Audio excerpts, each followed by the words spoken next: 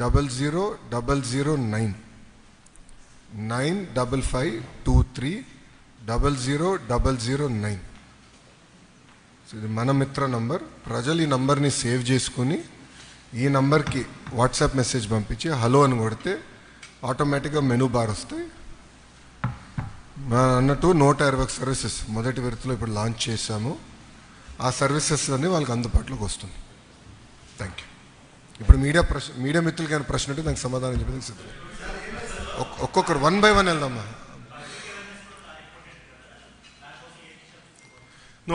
ఇది ప్రధానంగా సోషల్ మీడియాలో కానివ్వండి, ఇతర ప్రభుత్వంలో ఉన్న ఇన్ఫ్రాస్ట్రక్చర్లో కానివ్వండి, మనం ఈ బిల్ బోర్డ్స్ కానివ్వండి, స్టాండీస్ కానివ్వండి, యూట్యూబ్ ద్వారా కానివ్వండి, వాట్సాప్ ద్వారా కానివ్వండి, మార్కెటింగ్ ఎక్కడ చేయగలుగుతాం. మనకి ఫేస్బుక్లో అయినా మార్కెటింగ్ చేసే బాధ్యత ప్రభుత్వం తీసుకుంటాం. అవేర్నెస్ పెంచే బాధ్యత మేము తీసుకుంటాం.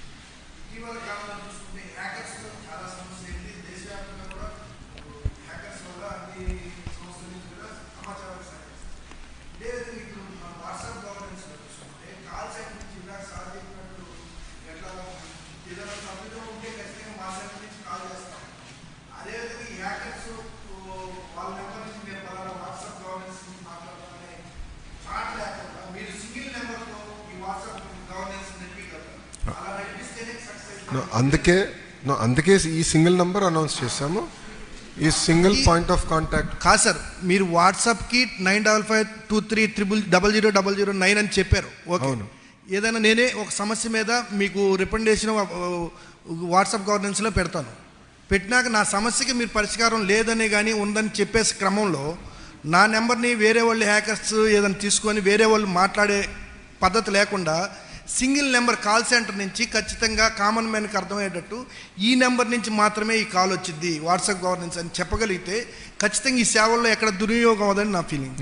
సింగిల్ పాయింట్ నేను ఏం చెప్పదలుచుకున్నానంటే, ప్రజలకి ఫోన్లు చేయము. We will only interact through WhatsApp on this number. Simple sir. అప్పుడు మీకు ఎవరు హైజాక్ చేయడానికి ఫోన్ లింక్ తీసుకెళ్ళడానికి అవకాశం ఉండదు.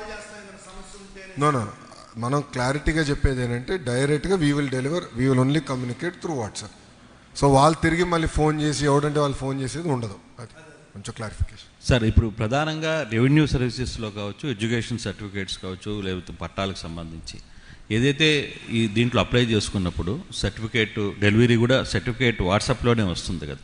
మీరు చెప్పేది సర్టిఫికేట్.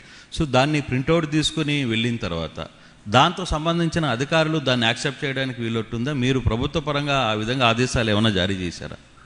రెండోది ఏంటంటే, ఫైనాన్స్కి సంబంధించిన సర్టిఫికేట్స్, ఇప్పుడు డాక్యుమెంటేషన్స్ ఉంటాయి, వీటన్నిటికి సంబంధించిన ఇష్యూస్ ఉంటాయి. లేకపోతే రెవెన్యూకి సంబంధించి ఇప్పుడే మనం చూస్తున్నాం చాలా కేసులు రెవెన్యూలో ఏ విధంగా ఇప్పుడున్న టెక్నాలజీలోనే చాలా మార్పులు చేశారు. పెద్ద పెద్ద నేతలు అందరూ దొరుకుతున్న నేపథ్యం ఇప్పుడు. సో దాన్ని కంట్రోల్ చేయడానికి మీరు ఎలా ట్రై చేస్తారు? సో ఇప్పుడు ఏం చేస్తున్నాం అంటే, ప్రధానంగా సర్టిఫికెట్ గతంలో ఇష్యూ చేసిన సర్టిఫికెట్ల పైన బార్ కోడ్లు ఉండేవి. అది లోకల్గా ఆ డిపార్ట్మెంట్ వరకు స్కాన్ చేసుకున్నాక అవకాశం ఉండేది. ఇప్పుడు మేము ఏం చేస్తున్నాం అంటే క్యూఆర్ కోడ్ ఇష్యూ చేస్తున్నాం. క్యూఆర్ కోడ్ వస్తే క్యూఆర్ కోడ్ని అధికారులు స్కాన్ చేసినా, ఎవరు కానీ స్కాన్ చేసినా AP.gov.in వెబ్సైట్కి వెళ్తుంది. అంటే ఎగ్జాక్ట్ యూఆర్ఎల్ నాకు సర్టిఫికేట్స్ డాటా ఏదోటి, బట్ AP.gov.inకి వెళ్తుంది. అక్కడ ఈ సర్టిఫికేట్ పైన ఉన్న పేరు వివరాలని అక్కడ కంపడతాయి. సో ఇది స్కాన్ చేసుకోవచ్చు, జిరాక్స్ చేసుకోవచ్చు, ఏమైనా చేయొచ్చు. But QR code is permanent. So suppose తప్పుడు డీటెయిల్స్ పెట్టి వేరే క్యూఆర్ కోడ్ పెడితే ఎవరు సామాన్యులు కూడా స్కాన్ చేసిన, ఇప్పుడు అధికారులే కాదు సామాన్యులు మేము కూడా క్యూఆర్ కోడ్ స్కాన్ చేసినా సింపుల్గా వెబ్సైట్కి వెళ్తుంది, వ్యాలిడేట్ చేసుకోవచ్చు. ఈ సర్టిఫికేట్ కరెక్టా కాదా తేలిపోతుంది అక్కడ. సో మీరు అన్నట్టు డిగ్రీ సర్టిఫికేట్స్, ఇంజనీరింగ్ సర్టిఫికేట్స్ గతంలో పెద్ద కుంభకోణాలు జరిగినాయి. ఇప్పుడు ఏపీపీఎస్సీ రిక్రూట్మెంట్లో అధికారులు సగం సమయము ఈ సర్టిఫికేట్ వెరిఫికేషన్లో పోతుందండి. If I'm right, almost 80% of their time goes in certificate verification. అది ఎందుకు ఉండాలనేది నా పాయింట్. సో దానికి తీసుకొచ్చాం. సో అది wheel stream line it.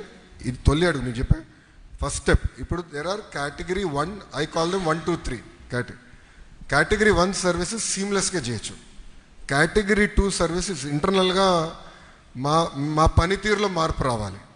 Category 3 services చట్టాల్లో సవరణలు తీసుకురావాలి. సో అవన్నీ ఆల్రెడీ మ్యాప్ చేసాం. అవి కూడా వచ్చే అసెంబ్లీ సెషన్లో ఆ చట్టాలు సవరిస్తాం, సర్వీసెస్ అందిస్తాం. సార్ ఇప్పుడు క్యూఆర్ కోడ్ ఇక్కడ స్కాన్ చేయగానే నాకు మెసేజ్ వచ్చింది మీకు ఏ సేవ కావాలనేది, బాగుంది. అయితే దీని ద్వారా తీసుకున్నటువంటి సర్టిఫికేట్లో ఏమైనా అక్షర దోషాలు వస్తే ఏంటి పరిష్కారం? ఏదండి? సర్టిఫికేట్లో అక్షర దోషాలు వస్తే ఏంటి పరిస్థితి? అది కరెక్షన్స్, అది మీరు అడిగేది సర్టిఫికేట్లో తప్పులు ఉంటే కరెక్షన్స్కి అప్లై చేయాలనేది ఉంది. ఆ ఆప్షన్స్ త్వరలో ఎనేబుల్ చేస్తాం, ఎందుకంటే అది డిఫరెంట్ వర్క్ ఫ్లోకి వెళ్తుంది. 80% మందికి క్లారిటీగా సర్టిఫికేట్లు వచ్చేస్తే 20% మందికి ఏంటంటే సర్టిఫికేట్లో కొన్ని పొరపాట్లు ఉన్నప్పుడు కరెక్షన్స్కి వెళ్తుంది. అదొక వర్క్ ఫ్లో ఉంది దానికి, ఆ వర్క్ ఫ్లో మేము ఎనేబుల్ చేస్తాం. సో రేపు కరెక్షన్స్ ఏం కావాలంటే ఆ వర్క్ ఫ్లో ద్వారా కరెక్షన్స్ చేసుకోవచ్చు. అది బ్యాక్ ఎండ్ సిస్టమ్ మేము రెడీ చేస్తాం. సో ఇది సింపుల్గా సర్వీసెస్ తీసుకొచ్చి వాట్సాప్ మీద పెడతాం, అంత తేలికైన పని కాదు ఇది. చాలా బ్యాక్గ్రౌండ్ వర్క్ మేము చేయాల్సి వస్తుంది. సో నాకు కూడా ప్రజా దర్బార్లో వచ్చి కలుస్తూ ఉంటారు, మా తండ్రి పేరు తప్పుంది, అది కరెక్ట్ చేయాలి, దానికి ప్రాసెస్ ఉంది ప్రభుత్వంలో. సో నేను ఇప్పుడు అధికారులకి ఛాలెంజ్ ఏం వేసానంటే అసలు ఆ ప్రాసెస్ ఎందుకుంది, is that the right process, is there a better process? ఇది ఎప్పుడో పాతకాలం ప్రాసెస్, దాన్ని ఎట్లా ఇంప్రూవ్ చేయాలి? సో రియల్ టైమ్ గవర్నెన్స్ మేము డిస్కస్ చేస్తున్నాం. స్మాల్ కోర్ గ్రూప్ పెట్టి will fine tune those process. Sir, here, Sir, Sambasivaram. Sir, I have a couple of doubts. Whether are we going with the real-time service, or do we prepare any citizen charter for this e-governance? Since if it is a physical issuing of services, we have citizen charter, and officers also will take some certain time.